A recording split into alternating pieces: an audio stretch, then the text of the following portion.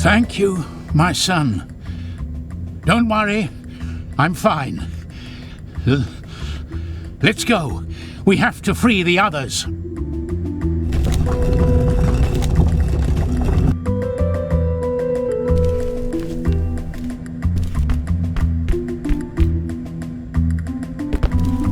This is the mechanism that opens the cells. Get on the other side. We'll try to activate it between the two of us.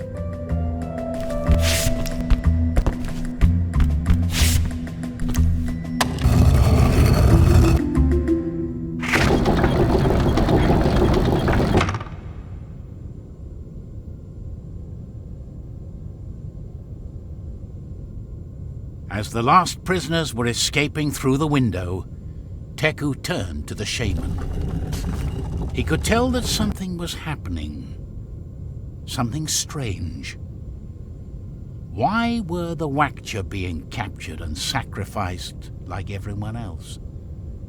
Who were those strange hooded ones guarding the temple? Teku couldn't understand why his enemies would worship a creature that was annihilating them. But above all, he asked himself why the gods had created this monster who obliged them to commit terrible acts.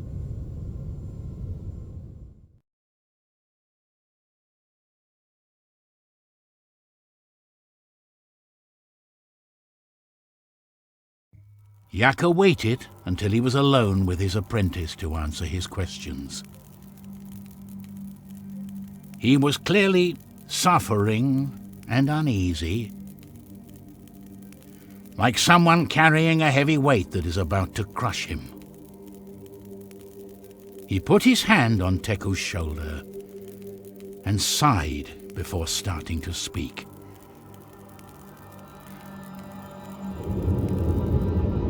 The Wakchas are not our enemies.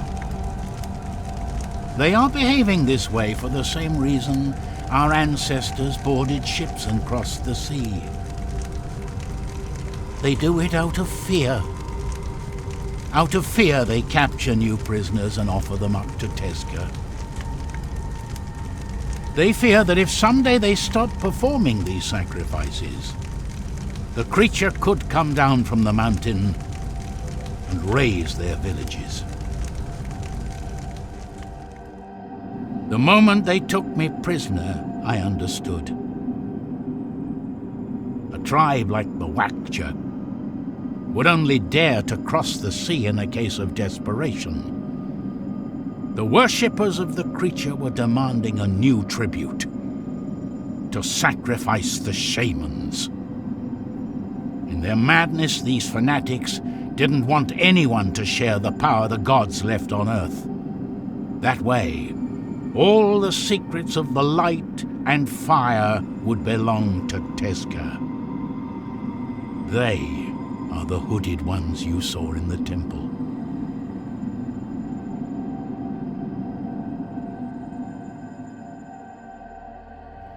There is something, Teku, an ancient secret that I shouldn't tell you. But here we are in the great wooden temple, centuries after our ancestors abandoned it. Now I can see things more clearly than ever, and I realize what madness it has been to conceal it for so long. Tezca's birth wasn't the work of the gods. We created him. Teku turned pale. He couldn't believe what his master was revealing. His head was spinning, and a mixture of anger and fear invaded him. This is the secret the shamans have passed on to their successors, generation after generation. It all began when the wars started to break out again in the world. It was the dawn of the fifth creation, and we were again headed towards committing the errors of the past. To avoid the ire of the gods, the shamans decided to bring forth all their power in the world. They met in the temple, and out of the secrets of light and fire emerged Tezca. They thought that if a higher being that people could see and worship walked alongside them and guided them, they could put an end to the violence. And it worked. At first, the creature brought people back together, and they built cities and became wise again. But Tezca was the work of men. And like them, in his heart, ambition and greed was starting to gestate. The dances and rituals ended up convincing the creature of his own divinity. The more the tribes worshipped him, the more his madness and greed increased, until he turned into the monster that today lives in the temple. That luminous and wise being turned into a portrait of the worst of ourselves. The rest of the story, you already know it. I'll go on ahead. I'll wait for you up top.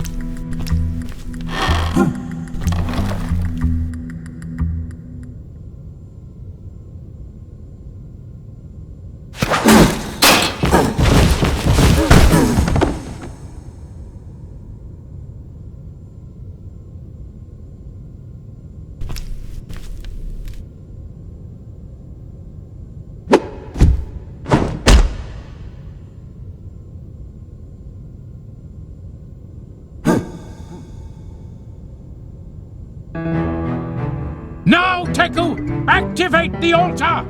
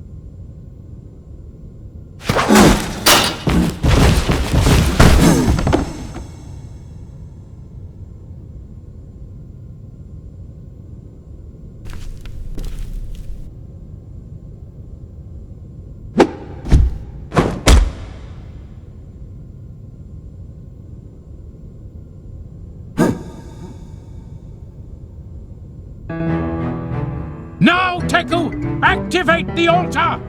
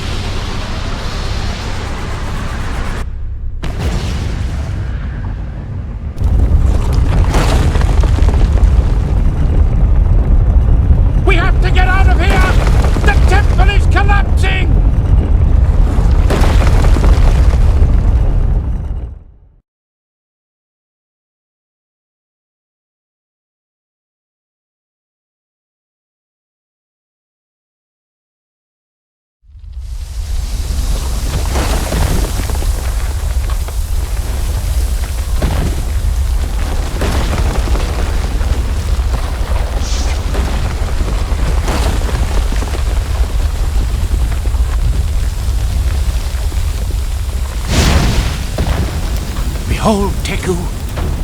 The fire of the gods is burning on the mountain again. And now what? Asked Teku. Now comes the most difficult part. Starting over. The world as we knew it has ended. The tribes will be at peace once more, and our people will no longer have to hide. But most of all, we must not let our errors be forgotten. We will rebuild our village, Teku.